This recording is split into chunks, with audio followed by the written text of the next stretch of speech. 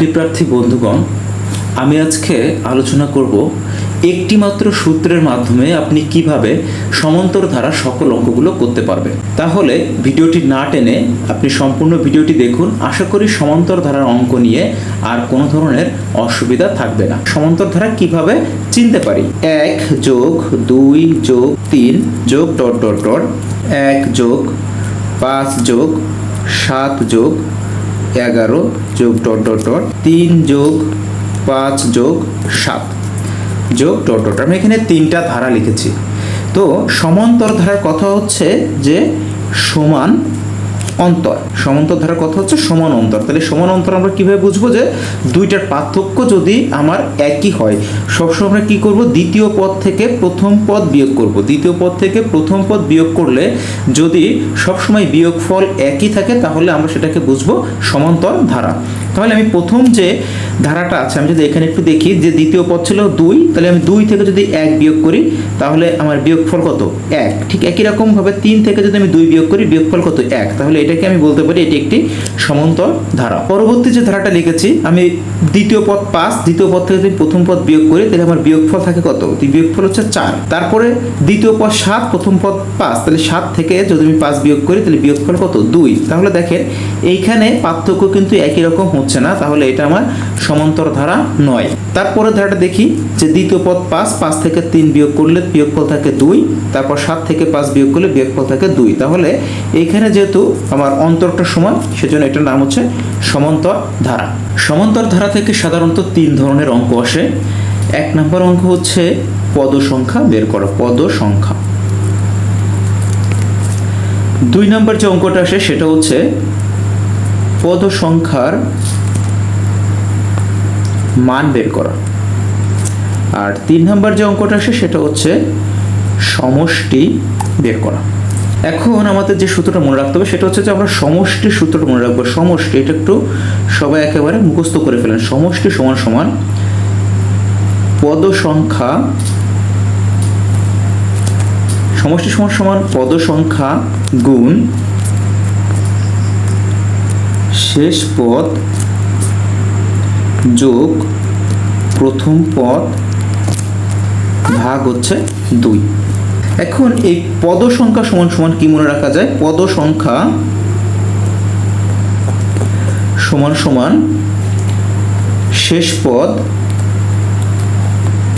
বিয়োগ প্রথম পদ ভাগ হচ্ছে সাধারণ অন্তর যোগ হচ্ছে 1।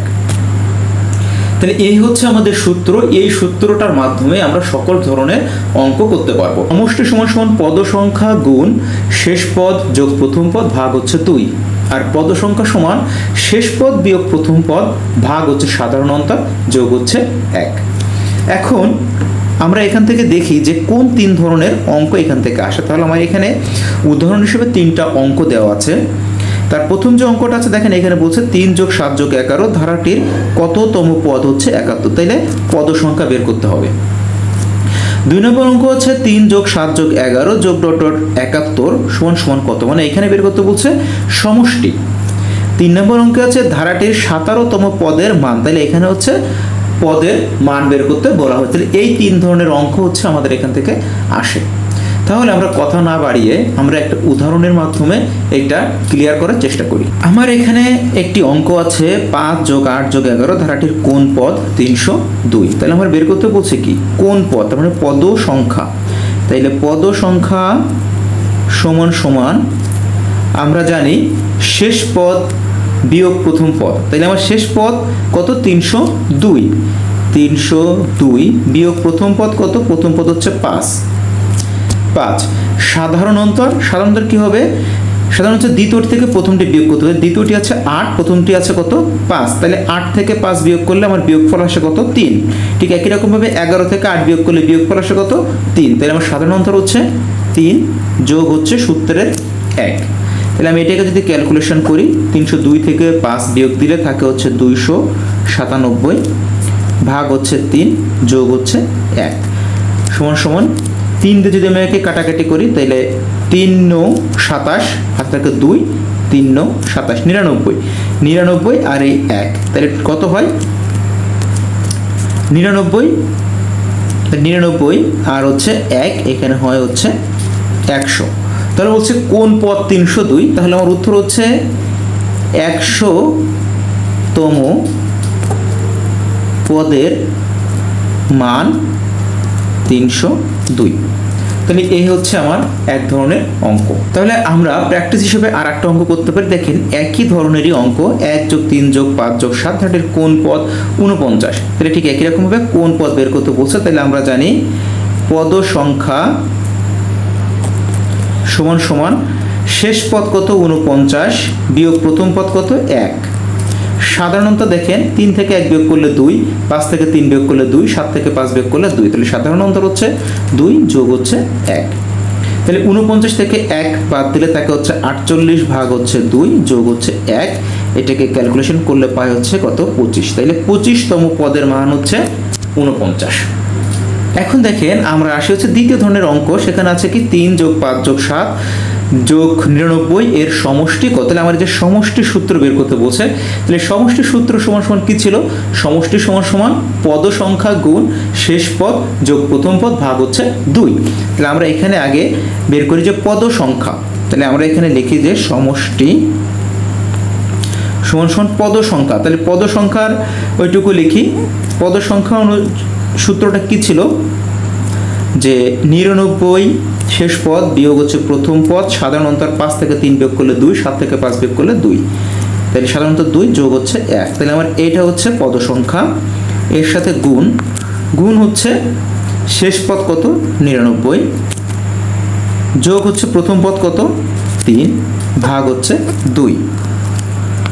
তাহলে আমি যদি এখানে ক্যালকুলেশন করি তাহলে কত হচ্ছে 99 থেকে 3 বিয়োগ করলে থাকে হচ্ছে 96 ভাগ হচ্ছে 2 যোগ হচ্ছে 1। আর এই পাশে যদি আমি এটাকে ক্যালকুলেশন 99 আর 3 যোগ করলে হয় কত 102 ভাগ হচ্ছে 2। তাহলে 96 কে যদি আমি 2 দিয়ে কাটাকাটি করি আমার কত আসে 48, 48 আর 1 কত 49, 49 গুণ 102 কে যদি আমি 2 দিয়ে কাটাকাটি করি তাহলে আসে কত 51, 49 আর 51 যদি আমি গুণ করি তাহলে আমার আসে 2499। তাহলে এটা হচ্ছে সমষ্টি। এখানে বলছে 2 + 6 + 10 + 14 ধারাটির 10তম পদ কত এবং এর সমষ্টি কত। তাইলে আমার 10তম পদের মান বের করতে বলছে এবং হচ্ছে তার সমষ্টি বের করতে বলছে। তাহলে 10তম পদের মান বের করতে বলছে, আমার এখানে পদ সংখ্যা কিন্তু 10 এইটা বলে দিয়েছে। সূত্রটা ছিল কি, পদ সংখ্যা সমান সমান শেষ পদ বিয়োগ প্রথম পদ ভাগ সাধারণ অন্তর যোগ 1। তাহলে আমার সেই পদ সংখ্যার মানটা এখানে বলছে কত 10তম পদ। তাহলে পদ সংখ্যা হচ্ছে 10। 10তম পদের মান মানে কি, আমার শেষ পদ বের করতে বলছে।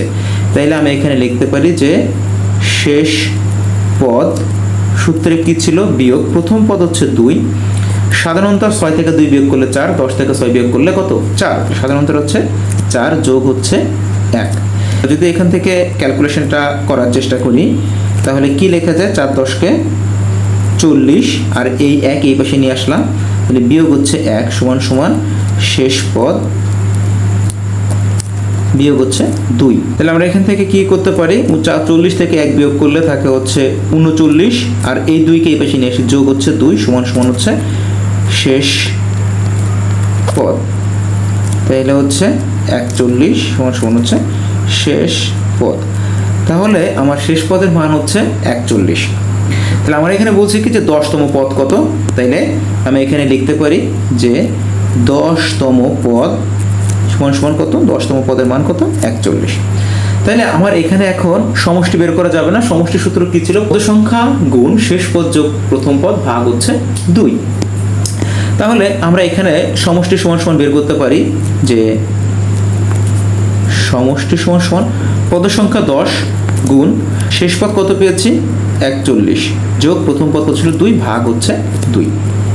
তাইলে 10 গুণ 43 ডিভাইডেড বাই 2। তাহলে 2 তে যদি আমি কি কাটাকাটি করি তাহলে হচ্ছে 5, 3 × 5 = 15, 5 আর তাকে 1, 4 × 5 = 20, 20 আর 1 21। তাইলে সমষ্টি কত 215।